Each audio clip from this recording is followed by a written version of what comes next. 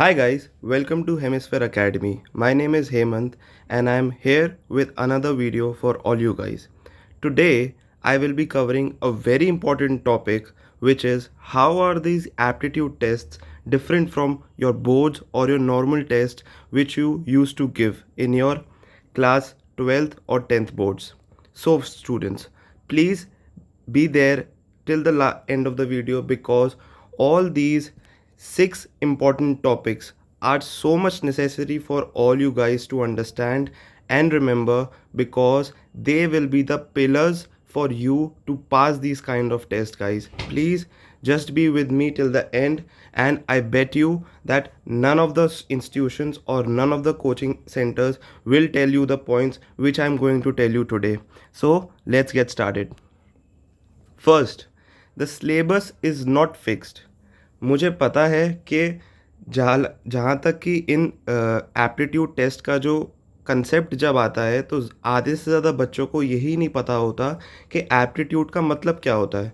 सबसे पहले अगर हम जाने कि एप्टीट्यूड का मतलब क्या है, aptitude is an ability the by which the student solves a question quickly or easily and grasps the concept very thoroughly. इसका मतलब क्या हुआ, एप्टीट्यूड टेस्ट जब कोई इंस्टीट्यूट या कोई यूनिवर्सिटी हमारी लेती है तो वो ये देखना चाहती है कि एक बच्चा जो है उसमें एक प्रॉब्लम सॉल्विंग कैपेसिटी उसकी जो है, उसको अगर हम कोई प्रॉब्लम देते हैं तो उसको सॉल्व करने की कैपेबिलिटी क्या है, वो उसको कितनी जल्दी कर पाता है. तो इन एप्टीट्यूड टेस्ट का मतलब होता है कि आपकी उस एबिलिटी को बाहर निकाले जिससे कि उसे पता चल सके कि आप कितने कैपेबल हैं प्रॉब्लम सॉल्व करने के लिए. हालांकि हमें ये बोला जाता है कि इसका सिलेबस जो होगा वो जीके है, जनरल अवेयरनेस है, आपकी न्यूमेरिकल एबिलिटी है, आपकी लॉजिकल रीजनिंग है. जो न्यूमेरिकल एबिलिटी है वो 8 स्टैंडर्ड तक की है, लेकिन आपको ये चीज़ समझनी पड़ेगी कि इसका जो सिलेबस है वो आप फिक्स कर सकते हो, लेकिन जो इसमें क्वेश्चंस आते हैं वो डायरेक्ट नहीं आते गाइस. जैसे कि आप अगर बोर्ड्स में आप फॉर एग्जांपल अगर आपका एक बीएस आपका सब्जेक्ट है और बीएस में आप जैसे पढ़ रहे हैं प्लानिंग, तो मैंने प्लानिंग में मैंने प्लानिंग का चैप्टर कर लिया अगर, तो प्लानिंग में से मेरे को ये पता है कि प्लानिंग में से एक 5 नंबर का क्वेश्चन अटकेगा ही अटकेगा. तो उसके लिए मैं प्लानिंग को पूरा करता हूँ, मैं प्लानिंग को पूरा चाट जाता हूँ, पूरा रट लेता हूँ, लेकिन ये वाली चीज़ यहाँ पे अप्लाई नहीं होती गाइस.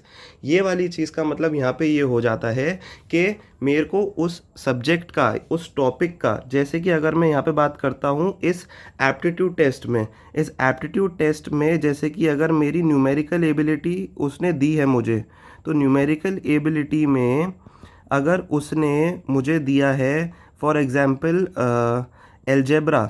एलजेब्रा का क्वेश्चन है अगर, तो वो मुझसे डायरेक्टली ये नहीं पूछेगा कि अगर x square plus y square equals to 60 है तो एक्स और वाई की वैल्यूज़ बताओ. वो मुझसे पूछेगा कोई ऐसा क्वेश्चन जो मेरी एप्लीकेशन बेस्ड एबिलिटीज़ को टेस्ट करेगा. आप समझ रहे हैं, मैं इन सब पॉइंट्स को जो आज यहाँ पे एक्सप्लेन कर रहा हूँ, इन सब पॉइंट्स को अलग अलग लेकर इन सब पर वीडियो बनाऊँगा डिटेल में. So please don't freak out. ये सारे पॉइंट्स मैं आपको गारंटी देता हूँ कि आपको कहीं भी और देखने को नहीं मिलेंगे. अगर ऐसा होता कि इन एप्टीट्यूड टेस्ट का जो सिलेबस है वो फिक्स होता, तो फिर ऐसे तो हमें भी ये भी बोला जाता है कि जो सिविल सर्विसेज का एग्ज़ाम होता है बहुत ही फेमस यूपीएससी, उसमें भी 10th तक की हिस्ट्री और एसएसटी आती है. क्या क्या वो सच है गाइस? तो आप बहुत ज़्यादा समझदार हैं बाकी चीज़ें समझने के लिए. So let's move forward.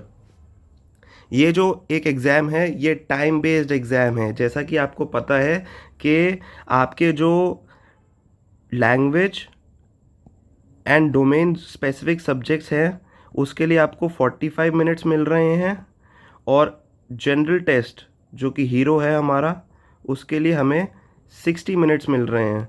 तो ये जब टाइम बाउंड की बात आती है तो यहाँ पे जो स्ट्रैटेजीज़, टिप्स, ट्रिक्स इतनी ज़्यादा इम्पॉर्टेंट हो जाती हैं गाइस, जो कि आधे से ज़्यादा बच्चों को आज तक पता ही नहीं है कि वो होती क्या हैं, और हमें कोई बताता भी नहीं है. मैं इसीलिए यहाँ पे आया हूँ ताकि इन्हीं सब टिप्स, ट्रिक्स स्ट्रैटेजीज़ को आपसे इंट्रोड्यूस कर सकूँ, इस कंसेप्ट को आपसे इंट्रोड्यूस कर सकूँ, ताकि आपका जो होराइज़न है, आपका जो दिमाग है वो खुले और आप जो एक हमारी हिस्टोरिकल अप्रोच है चीज़ों के साथ जाने की, कि हमें अगर एक चीज़ दी जाती है तो हम उसमें बिल्कुल घुस जाते हैं, उस वाली चीज़ से काम नहीं होते गाइस यहाँ पे। क्योंकि अगर मैं यहाँ पे 45 मिनट्स की बात करता हूँ, 45 मिनट्स में अराउंड मेरे को 40 क्वेश्चंस करने हैं गाइस। आप समझ रहे हैं मेरी बात? टाइम बाउंड पहले भी हमारा होता था, और यहाँ लेकिन जो यहाँ पे जो हमारे पास टाइम है, वो हमारे पास टाइम कम है, क्वेश्चन ज़्यादा हैं जो हमें करने हैं। और ऐसे ही जो अगर मैं बोर्ड्स की बात करूं, तो बोर्ड्स में हमारे पास आपने देखा होगा हमेशा किसी ना किसी पेपर में आधा घंटा तो बचता ही बचता था, जितना भी लेंदी पेपर हो, और कभी कभार 1 घंटा पहले भी पेपर हमारा हो जाता था। तो वहाँ पे टाइम का प्रेशर इतना नहीं आ पाता था जो आप यहाँ पे फेस करेंगे गाइस। सो प्लीज़ आप मेरे साथ रहें और इस वीडियो को एंड तक देखें, ताकि आपका बहुत ज़्यादा बेनिफिट हो सके इस वीडियो से। Next, negative marking guys. Negative marking एक इतना बड़ा दुश्मन है आप लोगों का, कि कुछ बच्चे तो इसको इतना ज़्यादा मजाक में लेते हैं कि मैं बता भी नहीं सकता आपको। अगर आपको मैं इसकी बात समझाऊं, मैं इस वीडियो में ज़्यादा डिटेल में नहीं जाऊंगा, क्योंकि हर एक टॉपिक को लेके मैं अलग अलग वीडियो बनाऊंगा ऑलरेडी। तो फिर इस चीज़ को मैं थोड़ा ब्रीफ में अगर समझाऊं, नेगेटिव मार्किंग इतनी ज़्यादा खतरनाक चीज़ होती है, क्योंकि एमसीक्यू में एक ही करेक्ट आंसर है। अगर आपने करेक्ट दिया तो +5, बल्ले बल्ले है जी। अगर आपने नेगेटिव मार्किंग में गलत दे दिया तो -1 होता है। लेकिन गाइस, ये -1 नहीं, आपके 5 मार्क्स तो गए गए, और आपने -1 और दे के आ गए, तो एक तरह से अगर देखा जाए तो -6। मज़ा आया देख के? -6 होता है गाइस। तो एक क्वेश्चन पे आप -6 कर देंगे अगर आप गलत क्वेश्चन टिक करेंगे। तो यहाँ पे मैं ये समझाना चाह रहा हूँ कि यहाँ पे कोई भी गैस वर्क, कोई भी अनअश्योरेंस, सब कुछ श्योरिटी के साथ करना पड़ेगा। और एक और टॉपिक यहाँ पे मैं आपको इंट्रोड्यूस करता हूँ, क्वेश्चन सिलेक्शन। जो आपको क्वेश्चन श्योर हो आप उसी को करके आएंगे, आप बाकी कोई भी क्वेश्चन नहीं करके आएंगे। ये मेरी बहुत बड़ी बात है, जिसके बारे में मैं डिटेल में वीडियो अगली वीडियोस में बनाऊंगा। अटेम्प्ट्स, अटेम्प्ट्स यहाँ पे मैंने अटेम्प्ट्स क्यों डाला है, अटेम्प्ट्स का क्या चक्कर है, अभी पता चल जाएगा। हमें शुरुआत से ये कहा जाता है, जब भी हम पेपर दे के बाहर आते थे हमसे ये कहा जाता था कि बेटा कितना अटेम्प्ट करके आए हो। हमारे मम्मी हमारे पापा बोलते थे कि बेटा कितने क्वेश्चन थे, हम बोलते थे पापा 20। कितने अटेम्प्ट करके आया पापा? 18। Very good. ऐसा यहाँ पे नहीं चलता है, ऐसा यहाँ पे बिल्कुल भी नहीं चलता है गाइस। आप लोग शॉक हो जाएंगे कि जब इस एग्ज़ाम के रिज़ल्ट्स आएंगे तो जो टॉपर्स जो निकलेंगे, जिनके 100 आएंगे, वो भी गाइस पूरा पेपर सॉल्व नहीं करेंगे। मैं ये नहीं कह रहा कि 40 आउट ऑफ 50, ये पूरा आपके लिए तो पूरा 40 है। ये जो 40 है, इसमें से भी कुछ बच्चे जो टॉपर्स होंगे, जो समझदारी से अपना पेपर दे के आएंगे और नेगेटिव मार्किंग से बचते हुए चलेंगे, वो भी गाइस फुल 40 अटेम्प्ट नहीं करेंगे। No no, that will not be the case here. Nobody will attempt, nobody will a sane mind will not attempt all the 40 questions here guys.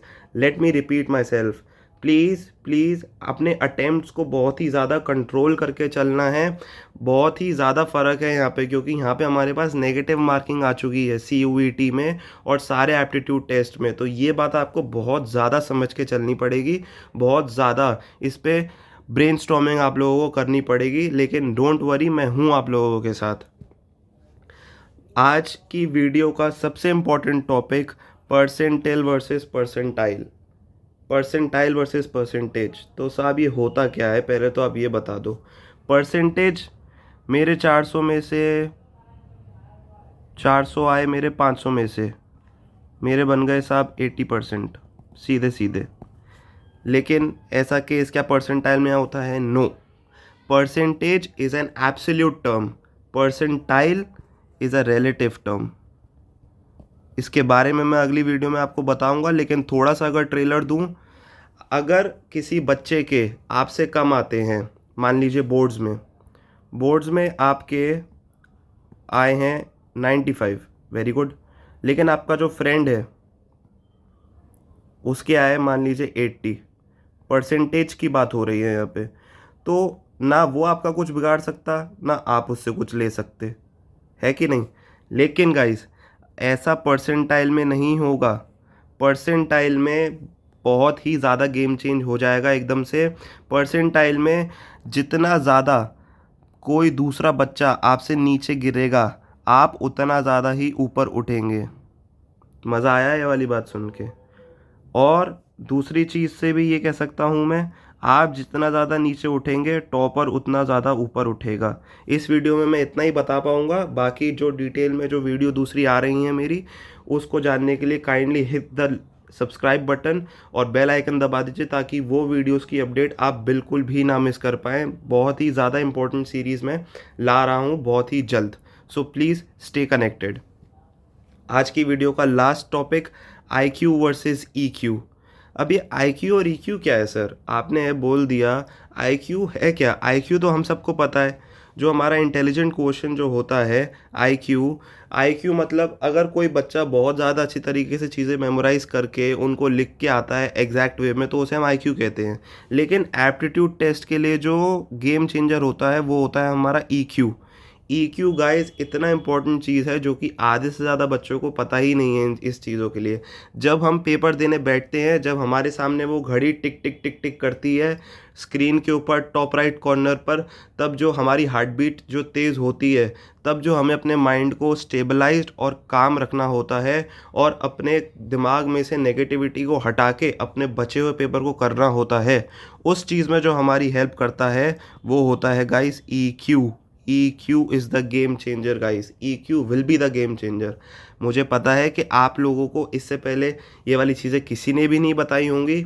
मैं आपको ये सब चीज़ें डिटेल में बताने के लिए बहुत ज़्यादा एक्साइटेड हूँ और मैं वेट नहीं कर सकता। मेरी पूरी की पूरी सीरीज़ आने वाली है। मैंने जितने भी यहाँ पे आपको टॉपिक्स बताए हैं उन सब पे डिटेल में मैं बात करूँगा अपनी आने वाली सीरीज़ में। हालांकि आज के लिए ये वाली वीडियो यहीं तक के लिए थी, क्योंकि आपको ये सब बताना भी ज़रूरी था कि चीज़ें कैसे वर्क करती हैं। एप्टीट्यूड टेस्ट लेने का असली मकसद क्या है इन यूनिवर्सिटीज़ का, और बोर्ड से कैसे डिफरेंट हैं ये। सो गाइस आई होप आप सभी को ये वीडियो पसंद आई होगी और मैं आपके इस जर्नी में थोड़ी सी वैल्यू एडिशन ज़रूर कर पाया होऊंगा। ऐसी और वीडियोस आपके लिए मैं लाता रहूँगा। ऐसी मैंने पूरी सीरीज़ एक प्लान कर रखी है। अगर आपको वीडियो पसंद आई हो तो इसे लाइक करें, अपने फ्रेंड्स के साथ शेयर करें और मेरे चैनल को सब्सक्राइब करें और बेल आइकन दबा दें ताकि आप कोई भी इम्पोर्टेंट वीडियो मिस ना करें। और इस वीडियो को ज़्यादा से ज़्यादा शेयर करें ताकि जैसे कि आप इस कंटेंट का फ़ायदा उठा पा रहे हैं, ऐसे ही और भी बच्चे इस कंटेंट का फ़ायदा उठा सके। That's it from my side. Thank you so much. Keep hustling, keep working hard.